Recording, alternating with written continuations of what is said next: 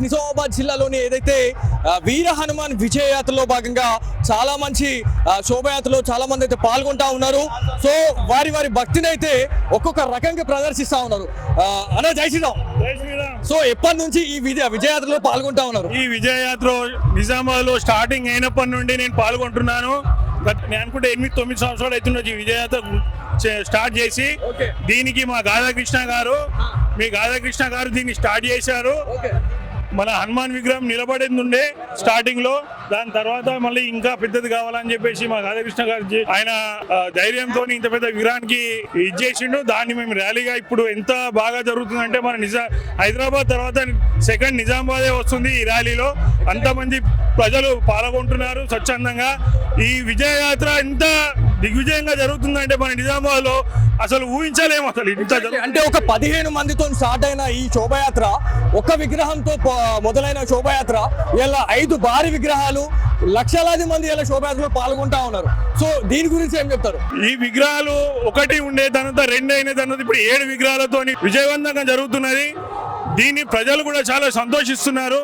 ఇంకా భారీగా జరగాలని చెప్పేసి దేవుని కోరుకుంటున్నాను. దానికి ఎవరిని అడిగినా కూడా వీర హనుమాన్ గురించి వాళ్ళు చెప్తానే ఉన్నారు. అంటే దాదాపు ఒక 15 సంవత్సరాల క్రితం ఒక 15 మందితో మాత్రమే ఇది స్టార్ట్ కావడం జరిగింది. కాకపోతే ఆ 15 మందితోని స్టార్ట్ అయిన ఈ శోభయాత్ర దాదాపు లక్షలాది మందితోని వల్ల ఈ విజయయాత్ర అనేది కొనసాగుతుంది అని చెప్పేసి మనకు తెలుసా ఉంది. ఒక చిన్న విగ్రహంతోని మొదలైనటువంటి ఈ శోభయాత్ర ఇవాళ దాదాపు 5 భారీ విగ్రహాలతోనైతే ఈ శోభయాత్ర కొనసాగడం అనేది నిజంగా గొప్పతరం అని చెప్పుకోవాలా. ఎందుకంటే ఇందూరు గడ్డ అంటేనే మనం ప్రతిసారి చెప్పుకుంటా ఉన్నాం, హిందువులకు కంచుకోటగా చెప్పుకుంటా ఉంటాము. ఇవాళ హిందువులు ఏకమయ్యారు అని చెప్పేసి వాళ్ళు చెప్తున్న పరిస్థితి. నిజామాబాద్ జిల్లా, సో నిజామాబాద్ జిల్లా అనకముందే మనము ఇందూరు అని చెప్పుకోవాలా. ఇందూరు గడ్డ అనగానే హిందువులకు కంచుకోటగా చెప్పుకుంటానే ఉన్నాము. ఇవాళ విజయయాత్ర ఏదైతే వీర హనుమాన్ విజయయాత్రలో చాలా మంది అయితే ఇక్కడికి రావడం జరిగింది. హనుమాన్ శోభయాత్రలో అయితే నలుమూలల నుంచి, జిల్లా నలుమూలల నుంచి కూడా రావడం జరిగింది.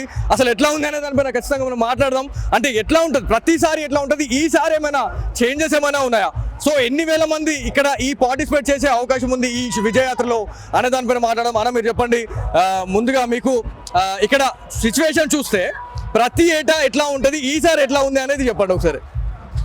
నిజామాబాద్ నగరంలో సంవత్సరానికి హిందువులందరూ కలిసి ఈ హనుమాన్ జయంతిని విజయవంతం చేస్తూ ఉన్నారు. ఈ సంవత్సరం కూడా ప్రతి సంవత్సరం లాగే సంతోషంగా యువత కానీ ప్రతి ఒక్కరి ఈ ర్యాలీలో పాల్గొని విజయవంతం చేస్తారు. వేల సంఖ్యలో ఇక్కడికి రావడం జరుగుతుంది. సామరస్యంగా ర్యాలీలో అందరూ పాల్గొని హనుమాన్ జయంతి సందర్భంగా ర్యాలీని విజయవంతం చేస్తారు. ప్రతి ఏటా జరిగే కంటే ఈ సంవత్సరం కూడా ఇంకా పెద్ద ఎత్తున ఇక్కడికి వస్తూ ఉన్నారు.